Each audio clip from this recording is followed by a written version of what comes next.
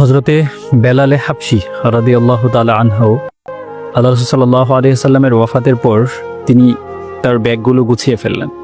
সাহাবায়ে কেরাম জিজ্ঞেস করলো যে বেলাল কোথায় যাবা? বেলাল বলল যে আমি এই শহর ছেড়ে চলে যাব, যেই শহরে নবী নাই সেই শহরে আমি থাকবো না। তখন তিনি দামেশকে পাড়ি জমালেন। হঠাৎ একদিন বেলাল স্বপ্নে দেখলেন যে আল্লাহ রাসূল সাল্লাল্লাহু আলাইহি সাল্লাম বলছে বেলালকে যে বেলাল তুমি কেন আমার দর্শনে আসো না, তুমি কেন আমার সাক্ষাতে আসো না? তখন বেলাল তড়িঘড়ি করেই মদিনার পথ ধরলেন এবং মদিনাতে আসলেন। সাহাবায়ে কেরাম তাকে ধরলেন যে বেলাল আজকে আজান দেন। তখন তিনি বললেন যে না, আজান দিব না। খুব জোরাজুরি করার পর তিনি বললেন যে আমি যখন মসজিদে নববীতে আজান দিই তখন আল্লাহু আকবার বলার সময় ঠিক থাকে, আশহাদু আল্লা ইলাহা বলার সময় ঠিক থাকে, কিন্তু আমি যখন আশহাদু আন্না মুহাম্মাদুর রাসূলুল্লাহ বলি তখন মিম্বরে তাকিয়ে দেখতাম যে আমার নবী বসে বসে সালামের উত্তর দিচ্ছে। কিন্তু আজ যখন আমি আশহাদু আন্না মুহাম্মাদুর রাসূলুল্লাহ পড়ব তখন আমার নবীকে না দেখতে পেরে আমার সহ্য হবে না। তাও যখন হাসান হুসাইন ধরলেন যে একটু আজান দেন না বিলাল, তখন বিলাল আজান দিলেন ঠিকই, কিন্তু ওই যে আশহাদু আন্না মুহাম্মাদুর রাসূলুল্লাহ বলার সময় মিম্বরে তাকিয়ে দেখলেন নবী নেই, তখন তিনি বেহুশ হয়ে পড়ে গেলেন। তার ঘুম ভাঙলে সে বলল যে আমাকে তোমরা আর কখনো এই রিকোয়েস্ট করবা, আমি আর কখনো এটা করব না, কারণ আমার নবীকে না দেখতে পেলে আমি ঠিক থাকতে পারি না।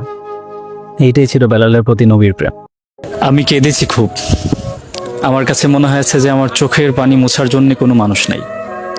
তখন আমার হুট করেই মনে হলো যে আমার দুটো হাত আছে। আমি আশ্রয়ের জন্য একটা বিশ্বস্ত কাঁধ খুঁজতে চেয়েছি, কিন্তু আমি দেখেছি আমি মাথা ঠেকানোর জন্য একটা সেজদার জায়গা আছে। আমি ভরসা হারিয়ে হন্য হয়ে খুঁজেছি, দেখেছি আল্লাহর রহমত আমার সাথে আছে। মন খারাপ হলে সবসময় এই সূরাটা পড়বেন। এই সূরাটার মধ্যে রাসূলুল্লাহ সাল্লাল্লাহু আলাইহি ওয়াসাল্লাম এর যত দুঃখ কষ্ট আছে সব কিছুর পরবর্তীতে এই সূরাটা আল্লাহ তাআলা উপহার হিসেবে আল্লাহ রাসূলকে দিয়েছিলেন।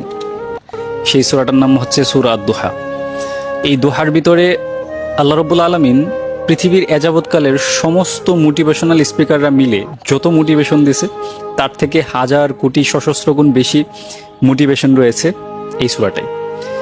এই সূরাটা পড়বেন, বঙ্গানুবাদ পারলে পড়ার চেষ্টা করবেন, দেখবেন যে আপনি যেটাকে দুঃখ মনে করতেছেন সেটা আসলে কোনো দুঃখই না। এক আকাশ পরিমাণ হতাশা নিয়ে আল্লাহ ভরসা বলাটা অসম্ভব স্বস্তিতে। এই যে আমাদের সমস্ত না পাওয়াগুলোকে নিয়ে আমরা আল্লাহ তাআলার আশায় বসে থাকি এবং বলি যে ইনশাল্লাহ আল্লাহ তাআলা একদিন সব ঠিক করে দিবে। আপনি বিশ্বাস রাখেন, আপনার রব আপনাকে ভুলে যাবেন না। اللهم إنك عفو تحب العفو فاعف